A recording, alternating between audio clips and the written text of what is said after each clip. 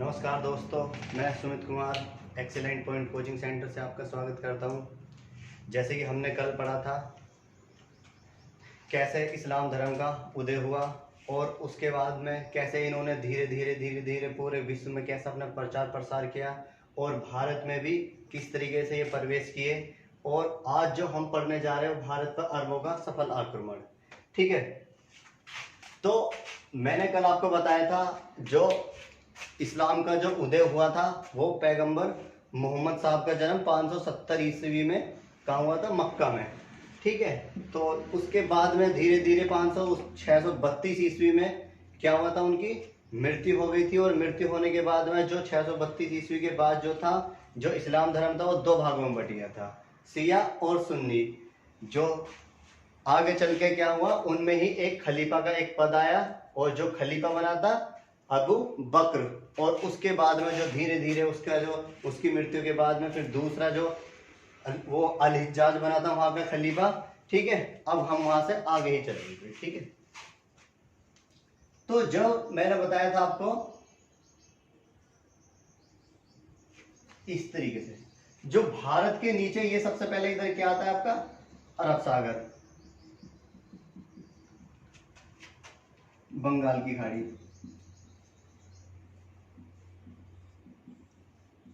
और नीचे पड़ता है हिंद महासागर।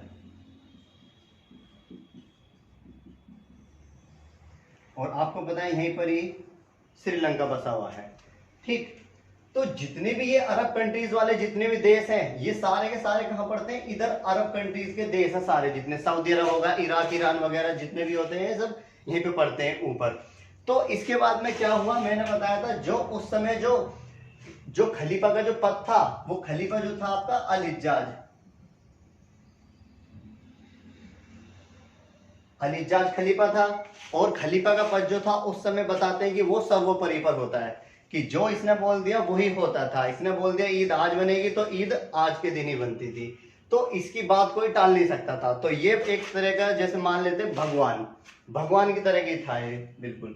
तो हुआ क्या, जो पैगंबर मोहम्मद साहब ने कहा था कि भाई व्यापार भी करना है और अपने धर्म का प्रचार प्रसार करना है, तो व्यापार के माध्यम से ही ये अपने धर्म का प्रचार प्रसार करते थे। तो जो अल हिज्जाज था उसका जो समुद्री मार्ग से इस तरीके से यहाँ से व्यापार चलता था, कहाँ पर? श्रीलंका से। और श्रीलंका से जैसे इसका व्यापार चलता था, मैंने बताया था आपको कि यहाँ पर ये पड़ता है पूरा सिंध पड़ता है। और उस समय जो सिंध का जो राजा था मैंने बताया दाहिर ने क्या किया, इसका इधर से जो सामान जा रहा था व्यापार के माध्यम से, तो इसका सामान जो था सिंध का राजा दाहिर ने इसका सामान छीन लिया, लूट लिया। और लूटने के बाद में हुआ क्या, जो अल हिज्जाज था ये आया इसके दरबार में और इससे कहा कि देख मेरा सामान तूने लूट लिया है, अब किसी भी तरह से मेरा सामान दे दे और मैं अल हिज्जाज हूं जो खलीफा हूं मैं। तो होता क्या है यहाँ पे, जो दाहिर अल हिज्जाज की बेइज्जती कर देता है और बेइज्जती करके उसको यहाँ से भगा देता है। जब इसको भगा देता है यहाँ से, तो तब ही इसका एक भतीजा था या दामाद या सेनापति बोलते हैं जिसको, मोहम्मद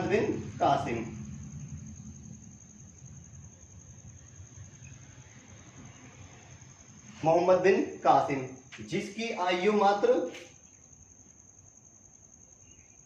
16 वर्ष थी। तो इसने कहा कि चाचा आप क्यों परेशान हो, क्यों इतने दुखी हो? तो इसने कहा अल हिज्जाज ने कि भतीजे में क्या बताऊं, जो मेरा व्यापार चलता था यहाँ श्रीलंका से और मेरा जो कुछ सामान था और जो सिंध का राजा दाहिर था उसने वो सामान छीन लिया और मेरी बेइज्जती की। तो इसके बाद में मोहम्मद बिन कासिम ने कहा कि चाचा आप परेशान न होइए, मैं आपका बदला लूंगा। तो उसको देखते हुए मोहम्मद बिन कासिम अल हिज्जाज के साथ मिलकर और कुछ सेना लेकर अल्प मात्रा में सीधा मोहम्मद बिन कासिम सीधा चलता है अरब से और आने के बाद में सीधा भारत में प्रवेश करता है 712 ईस्वी में। 712 ईस्वी में जैसे ये भारत में प्रवेश करता है और जैसे प्रवेश करता है तो सबसे पहले जब ये भारत में प्रवेश करता है तो ये देखता है जो दाहिर जो था, दाहिर एक बताते हैं कि पक्का कट्टर एक हिंदू था। क्यों? क्योंकि ये सिर्फ और सिर्फ हिंदू धर्म को ही बढ़ावा देता था, ये किसी अन्य धर्म को बिल्कुल भी नहीं मानता था और जो अन्य धर्म के लोग होते थे उनको मारता था, पीटता था। और उस समय जो भारत में जो दो ही धर्म ज्यादा प्रचलित थे, एक बौद्ध धर्म और दूसरा जैन धर्म। ये दो धर्म क्या थे उस समय प्रचलित थे बहुत अधिक। तो मोहम्मद बिन कासिम 712 ईस्वी में भारत आया और आने के बाद में सबसे पहले ये जैनियों से मिला और इनसे इसने कहा कि ऐसा भाई देखो, तुम्हें जो दाहिर है वो मारता है, तुम मेरी सहायता करो और मैं दाहिर को मार दूं, फिर यहाँ पे तुम ही लोग रह लेना। लेकिन इसने जो जैन धर्म के लोग थे उन्होंने मना किया कि नहीं, हम कुछ भी हो जाए लेकिन हम गद्दारी नहीं करेंगे, धोखा नहीं देंगे अपने देश को। तो इसको देखते हुए फिर ये मोहम्मद बिन कासिम गया बौद्ध धर्म वालों के पास में और इनसे कहा, इसने यही बात कही कि तुम मेरा साथ दो और मैं किसको, दाहिर को मार दूं, फिर आप यहाँ पर रह लेना। तो इसको देखते हुए जो बौद्ध धर्म थे वो इसकी बातों में आ गए और इसका साथ देने लगे। फिर क्या हुआ कि 712 ईस्वी में जो सिंध का राजा दाहिर था, इसके ऊपर आक्रमण कर दिया किसने, मोहम्मद बिन कासिम ने आक्रमण कर दिया और यहाँ पर दाहिर की क्या कर दी, इसकी हत्या कर दी। इसकी दो पत्नियां थी, एक पत्नी तो इस युद्ध में यहीं पर ही मारी गई। जब एक पत्नी मारी गई और दूसरी जो पत्नी थी इसकी, वो सीधे कहां भाग गई, ब्राह्मणाबाद। दूसरी पत्नी इसकी ब्राह्मणाबाद भाग गई और चली गई। और इसका एक पुत्र था दाहिर का, जयसिंह, ये भी ब्राह्मणाबाद अपनी मम्मी के साथ चला गया।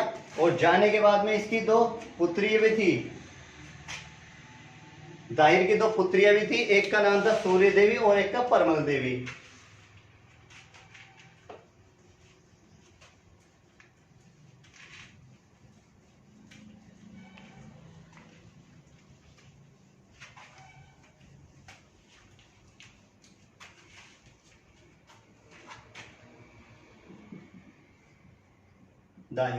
जब दाहिर की इसने मृत्यु कर दी और साथ में इसकी पत्नी भी थी, उसकी भी हत्या कर दी और इसका पुत्र जो था जयसिंह, ये भाग के कहां पहुंच गए, ब्राह्मणाबाद पहुंच गया। और पहुंचने के बाद में जो ये था मोहम्मद बिन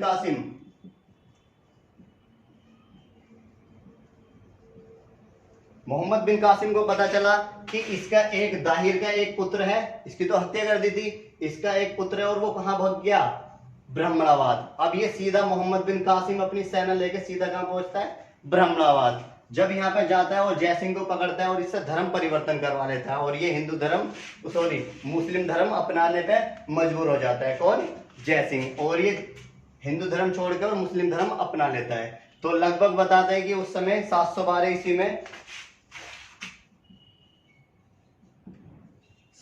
ईस्वी में भारत पर सबसे सफल आक्रमण जो था अरबों का, वो मोहम्मद बिन कासिम ने किया था। इसी को कहते हैं भारत पर प्रथम आक्रमण भी। ठीक है, जब ये मोहम्मद बिन कासिम ने 712 ईस्वी में भारत पर आक्रमण किया, तो दाहिर की मृत्यु करने के बाद में तो इसने भारत में सबसे पहले जजिया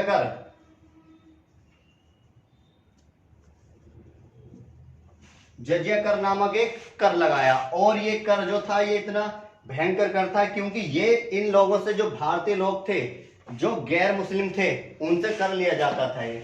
तो इसने सब पे कर लगा दिया, लेकिन इसने चार लोगों पे इसने कर नहीं लगाया। सबसे पहले इसने ब्राह्मणों पर जजिया करने लगाया, दूसरा बच्चों पर, मुस्लिमों पर और अपंग पर। इन चारों को छोड़ के इसने सब पे A to Z क्या लगा दिया, जजिया कर लगा दिया था। और ये जजिया कर जो होता था, इसमें क्या होता था, कुल आय का 2/5 भाग उसको देना ही पड़ता था। जैसे कि अगर ये लोग कर नहीं दे, मतलब जजिया कर नहीं अपनाएंगे और मतलब मुस्लिम धर्म नहीं अपनाएंगे, और उसके बदले इनको क्या देना पड़ता था, जजिया कर। अगर कोई व्यक्ति मुस्लिम धर्म अपना लेता था तो उसके बाद में क्या देता था, जो भी कमाई का साधन आता था, जो भी पैसे आते थे, उसका 2/5 ये उन लोगों को देता था जो धर्म अपनाते थे, मुस्लिम धर्म। तो लगभग इसने बहुत अधिक लोगों को यहाँ पे क्या करा, मुस्लिम धर्म अपनाया। यहाँ पे कई हजारों लोग, यहाँ पे लाखों लोग धर्म परिवर्तन करने पर मजबूर हो गए। ठीक है, तो उसके बाद में जब ये जो था मोहम्मद बिन कासिम, इसका सबसे सफल आक्रमण हो गया। होने के बाद में इसने क्या करा, भारत में ही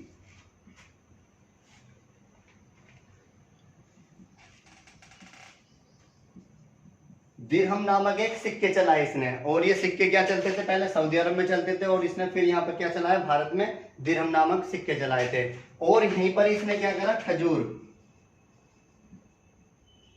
खजूर की खेती का प्रचलन किया यहाँ पे। किसने, मोहम्मद बिन कासिम ने। तो इस तरीके से ये चलता रहा।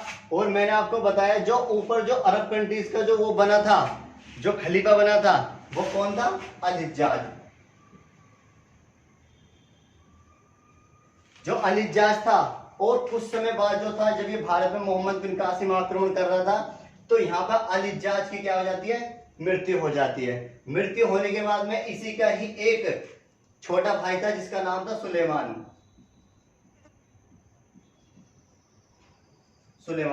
जब अल-हिज्जाज की मृत्यु हो जाती है, जो सुलेमान था ये गद्दी पे बैठा, दूसरा खलीफा। जैसे ये खलीफा बना, ये सुलेमान इससे बहुत ज्यादा चिढ़ता था। इतना चिढ़ता था कि इसके जितने भी कार्य थे उनके सबके विपरीत था ये।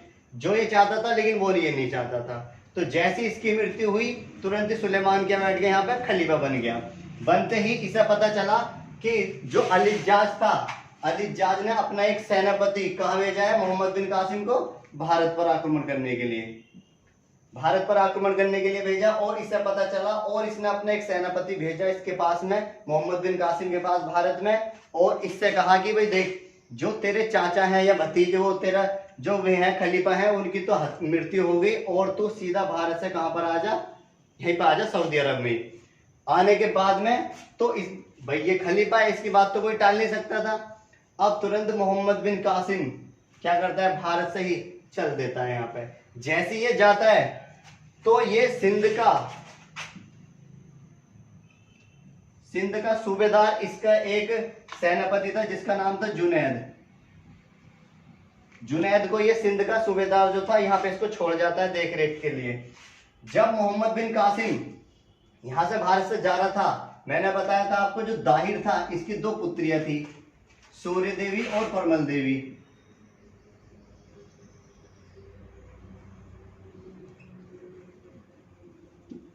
सूर्य देवी और परमल देवी। जो मोहम्मद बिन कासिम था, इसने सोचा कि महाराज तो जो खलीफा हैं वो तो खत्म हो गए, तो उनके जो भाई बने हैं छोटे सुलेमान, उनके लिए गिफ्ट के तौर पे इन दोनों को ले जाऊं। तो इन दोनों को ये बंदी बना लेता है मोहम्मद बिन कासिम। और बंदी बनाने के बाद में इन दोनों को सीधा कहां ले जाता है, अरब। जैसे ये अरब लेकर जाता है, अब इनमें जो थी सूर्य देवी, ये बहुत तेज और चालाक थी। इसने पहले से सोच लिया था कि कुछ भी हो जाए हमें अपने बाप का बदला लेना है, क्योंकि इसने हमारे पिताजी को मारा था, दाहिर को। तो इन दोनों को जब बंदी बना के ये ले जाता है यहाँ पर, और जाने के बाद में ये देखता है कि होता है ना कि कोई बहुत दिनों बाद जैसे घर पहुंचते हैं तो घूमने के लिए निकल जाते हैं। तो जब ये इन दोनों को ले गया मोहम्मद बिन कासिम या सुलेमान के पास में, तो इस तरीके से क्या था, वो महल था बहुत बड़ा, इस तरीके से बहुत बड़ा महल था। और यहाँ पर राजा की कुर्सी थी, जो खलीफा था सुलेमान। और जैसे ये दरबार में आया मोहम्मद बिन कासिम इन दोनों को लेके, और यहाँ एक साइड खड़ी कर दी सूर्य देवी, एक साइड कर दी परमल देवी खड़ी, इन दोनों खड़ी कर दिया। और बोला कि महाराज मैं आपके लिए कुछ गिफ्ट लाया हूं, और गिफ्ट लाया हूं, इसे सुप्रेम भेंट कीजिए आप। तो ये इतना कह के मोहम्मद बिन कासिम यहाँ से बाहर निकल जाता है दोस्तों के साथ घूमने के लिए, कि बहुत दिनों बाद आया, घूमने के लिए निकल गया। अब जो सूर्य देवी थी, इनमें बहुत तेज और चालाक थे, तो इसने पहले ही सोच लिया था कि हमें अपने बाप का बदला लेना है। तो इसको देखते हुए जो सूर्य देवी थी, इसने कहा कि महाराज आप एक बात बताओ, इससे कहा खलीफा से, आप एक बात बताओ, गिफ्ट क्या होता है? गिफ्ट तो वो होता है जिसपे सिर्फ और सिर्फ उसी का अधिकार हो, जो सिर्फ उसी के लिए हो। तो इसने कहा, सुलेमान ने, कि हाँ ये सही बात है। तो सूर्य देवी और परमल देवी ने कहा कि इसने तो हमारा पहले से ही शोषण कर लिया, तो हम तो आपके गिफ्ट नहीं बचे। तो इसको देखते हुए जो सुलेमान था यहाँ पर खलीफा, इसको बहुत ज्यादा गुस्सा आ जाता है, बहुत ज्यादा गुस्सा, क्रोध आ जाता है। और इसको देखते हुए यहाँ पर सुलेमान सीधा कहा जाता है मोहम्मद बिन कासिम के पास कुछ सेनापति भेज देता है और इससे कहता है कि सेनापतियों से कि जाओ, जो मोहम्मद बिन कासिम है उसको पकड़ो और जहां भी वो मिल जाए एक जिंदा बैल लेना और उसके बैल के अंदर से जितना भी कुछ भी है आत ओजड़ी वगैरह सब बाहर निकालने के बाद में उसको अंदर डाल दो, और जब तक उसकी मृत्यु ना हो जाए तब तक उसको यहाँ पे लाना मत। तो कुछ सेनापति गए, मोहम्मद बिन कासिम को पकड़ा और पकड़ने के बाद में एक बैल के अंदर उसे इस तरीके से बंद कर दिया, और बंद करने के बाद में दम घुटा और उसी तरीके से मोहम्मद बिन कासिम की क्या हो गई, मृत्यु हो गई। जैसे इसकी मृत्यु हुई, अब जो सूर्य देवी और परमल देवी थी ये बहुत तेज हंसने लगी कि हमने अपने पिताजी का बदला ले लिया, हमने अपने पिताजी का बदला ले लिया। अब जो सुलेमान था इसे और ज्यादा गुस्सा आया कि मैंने इन दोनों लड़कियों के कहने पर एक अच्छा जो सेनापति था मेरा बहुत अच्छा, मैंने उसकी हत्या कर दी। तो सुलेमान ने तभी इन दोनों को भेज दिया और उनसे कहा अपने सेनापतियों से कि इन्हें ले जाओ, और ले जाने के बाद में जब तक इनके पैर घोड़े से बांध दो और जब तक इनकी हड्डी हड्डी एक एक अलग ना हो जाए तब तक ये घोड़े वापस नहीं आने चाहिए। तो होता क्या है, सूर्य देवी और परमल देवी को घोड़े के पैर से बांध देते हैं रस्सी से और पूरे रेगिस्तान में इस तरीके से घुमा देते हैं, और जब तक इनकी हड्डी एक एक नहीं होगी वो घोड़े वापस नहीं आए। और इसी तरीके से सूर्य देवी परमल देवी भी खत्म, जयसिंह और दाहिर वगैरह मोहम्मद बिन कासिम वगैरह वो सारे के सारे खत्म हो गए। ठीक है, अब देखिए क्या हुआ।